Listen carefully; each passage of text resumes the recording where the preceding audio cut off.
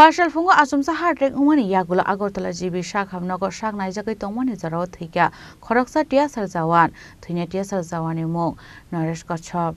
Party one of the Kokton Bishing the Hermanka John Poizela Tia 7 Battalion in Shamon Kleinai Naresh Kachop Fashal fungo nok ni Boroko Funo Kokshai Tongmani Hinai Awa Hizarano asumsa hardrek Laitang Mani Koktoma Logologio not Langsa Kabana Shak Hamnago Abun Yaglu not refer Klairosaka Agartala GB Shak Hamnago Paitogo Agartala GB Shak Hamnago Shak Narizaki Tongmani Zorawan Thia Atia Sarzawan Abo Haikino Table Shamanka Kisasak Shalshakam Shimino Hamyak Laisak Tongmani Atia Sarzawan Hanoi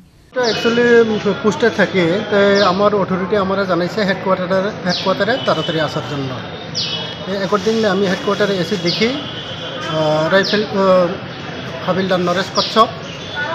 নাকি stroke করে মারা গেছে যতটুকু আমি শুনেছি সে যখন মোবাইলে কথা বলছিল বাড়ির লোকের সঙ্গে তখনই সময় হবে আনুমানিক 9টা 9:30 সময় তখন নাকি স্ট্রোক করেছে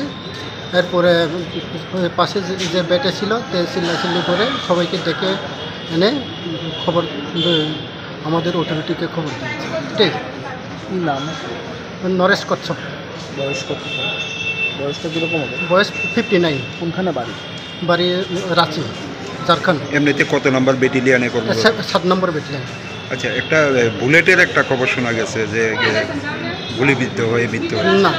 এটা একদম সম্পূর্ণ মিথ্যা এবং ভিত্তিহীন এমনিতে কি উনি কোনো অসুস্থ আছে উনি অসুস্থ আছেন যতটুকু শুনেছি ডিসেন্ট্রিও ছিল ডিসেন্ট্রি এবং শারীরিকভাবেও হাতে নাকি কিছু ফ্র্যাকচার হয়েছে বয়স্ক মানুষ তো এটা আমিও একটু ডিটেল এইসব ব্যাপার জানি না তবে আপনারা যেটা শুনেছেন এটা পুরো সম্পূর্ণ মিথ্যা অবস্থা আছে না ওই তো রুমের ভিতরে রেস্ট করছিল সে আন্ডার ট্রিটমেন্টে ছিল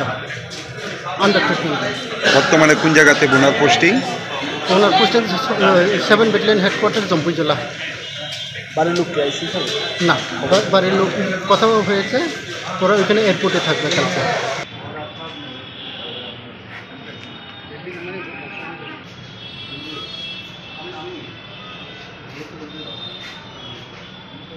Bureau Report Chini Khorang